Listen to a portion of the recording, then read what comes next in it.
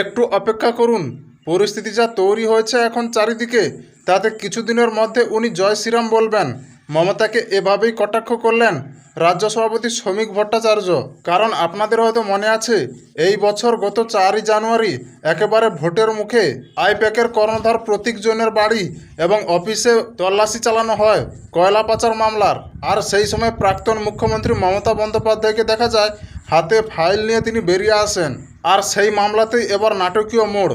আগে সিবিআই তদন্ত করা হলেও এবার মমতার আইনজীবী জানিয়ে দিলেন এখন সিবিআই তদন্তে কোনো আপত্তি নেই মমতা বন্দ্যোপাধ্যায়ের। কারণ রাজ্য সরকার পাল্টেছে, তাই এখন সিবিআই তদন্তের নির্দেশ দেওয়া যেতেই পারে। সুপ্রিম কোর্টে সওয়াল করল মমতার আইনজীবী মেনকা গোস্বামী। আর এইটাকে উপেক্ষা করে শ্রমিক ভট্টাচার্য মমতাকে স্পষ্ট বার্তা দিয়েছে যে সবে তো শুরু হয়েছে, আর একটু অপেক্ষা করুন। পরিস্থিতি যা তৈরি হয়েছে এখন চারিদিকে, তাতে কিছুদিনের মধ্যে উনি জয় শ্রীরামও বলবেন।